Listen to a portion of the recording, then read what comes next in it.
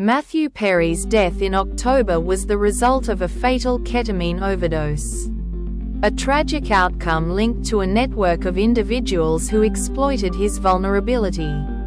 U.S. Attorney Martin Estrada recently announced that 5 people, including 2 doctors, have been charged in connection with Perry's death.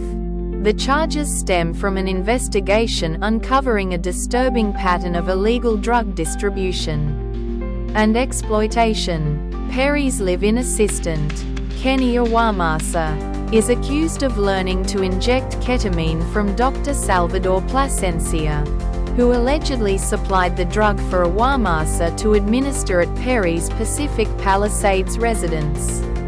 The ketamine was purportedly obtained through Jasveen Sangha, known as the Ketamine Queen, her associate Dr. Mark Chavez, and intermediary Eric Fleming. These individuals are alleged to have taken advantage of Perry's well-known struggle with opioid addiction by charging him exorbitant amounts for the drug.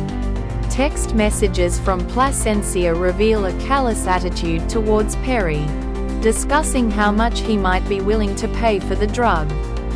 Financial records indicate that substantial sums of cash were exchanged for ketamine, with the drug being administered multiple times to Perry, including on the day of his death.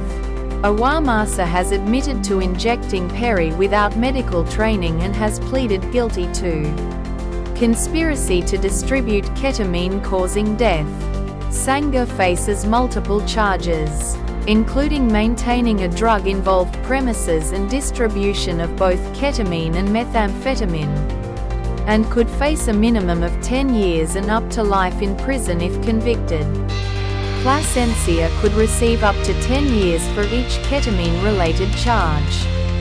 Chavez has agreed to a plea deal, admitting to his role in diverting ketamine from his clinic. This case reflects a growing trend of prosecuting drug dealers involved in fatal overdoses, with federal authorities leveraging their resources to pursue severe penalties. The prosecution aims to deliver justice for Perry and send a strong message about the severe consequences of exploiting individuals with substance abuse issues.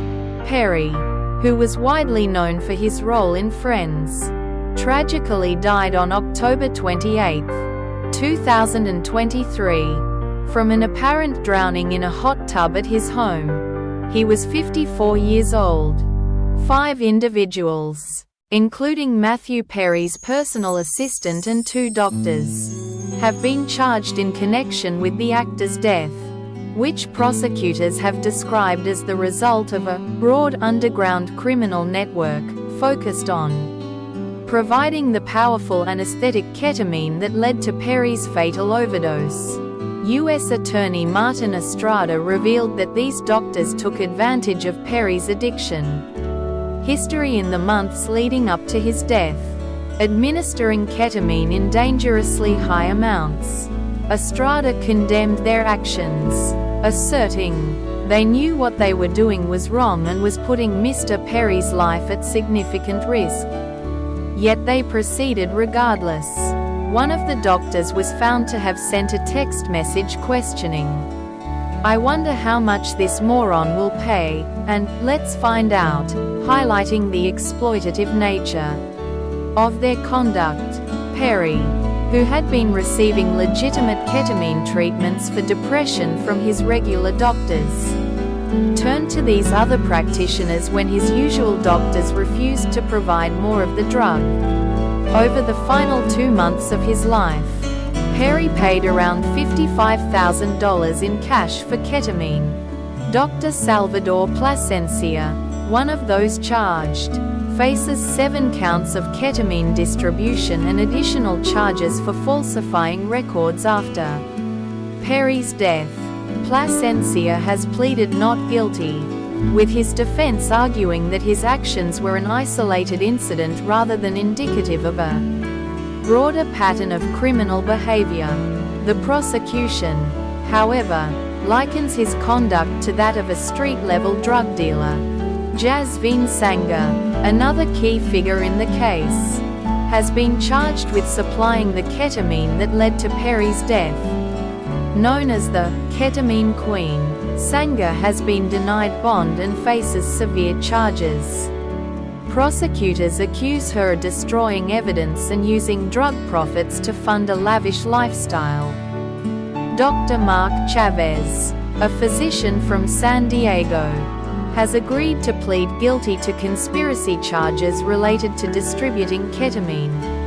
Prosecutors allege that Chavez provided the drug to Plasencia through fraudulent prescriptions. The defendants are also accused of attempting to cover up their involvement by deleting messages and falsifying medical records.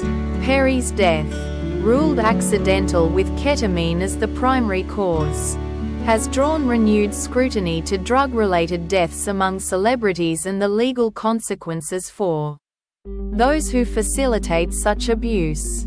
The case underscores the dangers of exploiting individuals with addiction issues and the severe repercussions for those who engage in illegal distribution of controlled substances.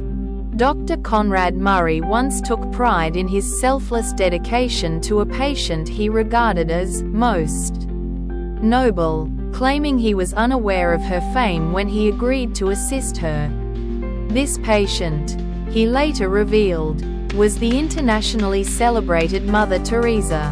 While Murray's claim is striking, it is overshadowed by his more notorious association with Michael Jackson. Murray's administration of a fatal dose of anesthetic to Jackson led to his conviction for involuntary manslaughter, and his subsequent book, which includes the Mother Teresa anecdote, has been criticized as self-serving and insincere rather than a genuine reflection. The recent, heartbreaking death of actor Matthew Perry, found lifeless in his hot tub, further highlights this troubling dynamic. His death has prompted a police investigation and charges against 5 individuals, including 2 doctors, who are accused of supplying him with ketamine and other drugs. Their communications reveal a shocking disregard for Perry's well-being, with the doctors discussing how much to charge him and making derogatory remarks about him.